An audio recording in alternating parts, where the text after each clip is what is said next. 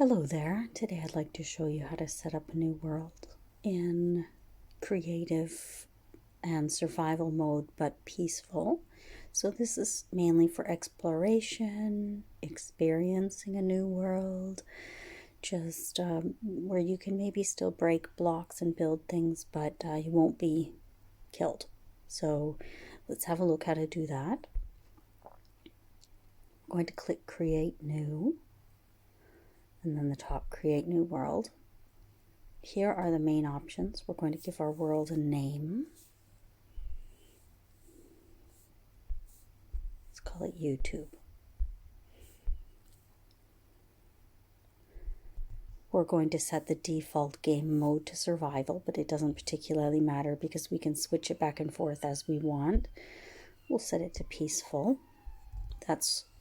Remember that peaceful is where we can break blocks and, kill animals if we want and so on, but we can't be killed by mobs.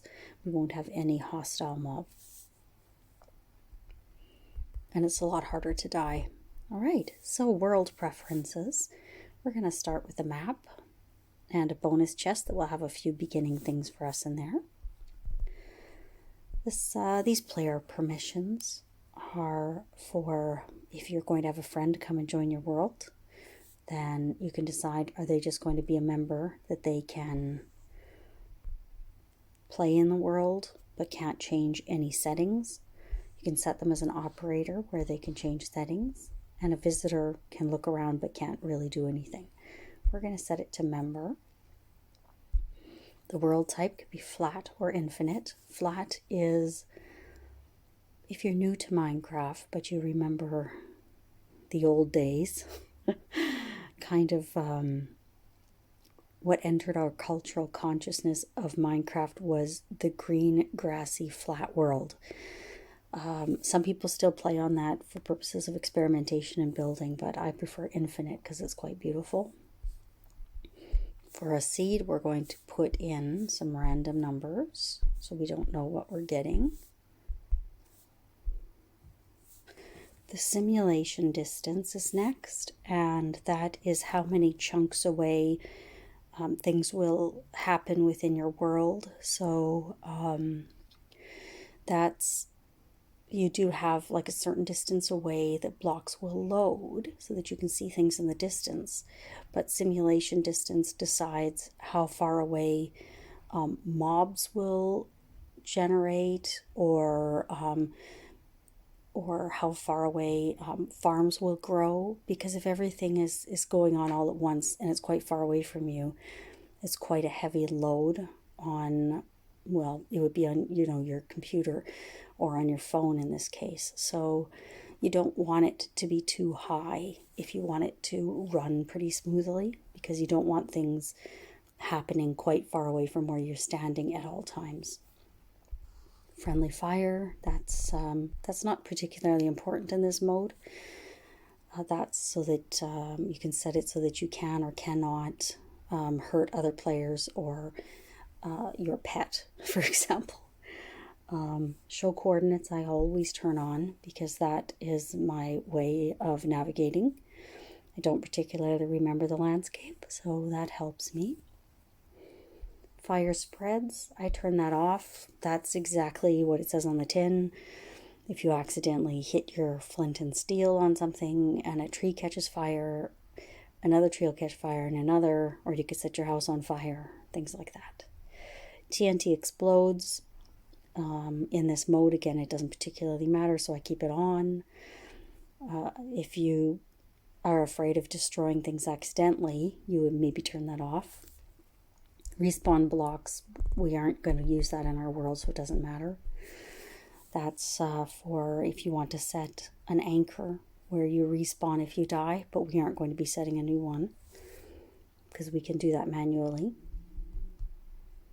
Mob loot, that's really important. That is what the mobs will drop if you kill them. So that's most important for killing, a creeper. You might get some gunpowder, things like that. You don't really get that playing in peaceful because you don't really see the hostile mobs. Um, Natural regeneration, that means that if you die, you... Oh no,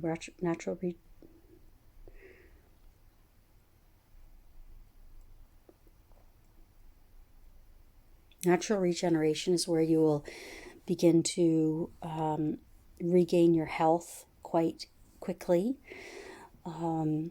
If you get hurt, for example, if you turn that off, then you basically have one chance to live. So you really don't want that. Tile drops, that's pretty much what it says on the tin, and I'm not too sure why you'd ever turn it off. Presumably there'd be some reason, but it's if you are breaking a block, you want to be able to pick it up. So that's why you keep that on. I put immediate respawn on for this as well, because I want, if I died, to start again. Respawn radius is where you would respawn if you die, as compared to the beginning spawn. So when you first spawn in the world, it'll be close to 0, 65, 0, something like that on your coordinates. It'll be like a 0x coordinate and a 0z coordinate around close to that. And your respawn radius will be within, in this example, 5 blocks of that. So you don't want necessarily to respawn in exactly the same place, because if a whole bunch of characters die at once, you respawn in the same spot. So you'll be slightly offset from that. Experiments, I am not going to turn those on because they're not useful for the purposes of this world, and they're sort of like up and coming features or things that allow you to use mods. Now let's look at cheats. We will turn cheats on. Now it's giving us a warning. It says turn off achievements. So if you put on cheats, you can't earn achievements. Achievements are sort of goals that you can get, little awards for achieving different aspects of the game, like maybe smelting iron for the first time, or actually I don't think that's an achievement, something like wearing iron armor. You'll get an achievement, or killing a chicken, or things like that. You won't get achievements on this world. Those achievements, they carry forward with you, not just within the game. So like there are all-time features or all-time achievements. Okay. And we are not using Education Edition. That's another aspect of Minecraft that we're not going to be going into. That's more for using Minecraft for educational purposes. Maybe you're teaching coding or something like that. You can do that within the Education Edition, but we're not doing that. Do we want it to be always day? Or do we want it to be night and day? Let's do night and day. And do daylight cycle goes along with that. Keep inventory. That's an important one. It's difficult to die in a peaceful world, but it is possible. So if you splat, then you can keep your inventory if you tick this one. And yeah, there's not a lot of ways to die. You can, I call it splat and splash.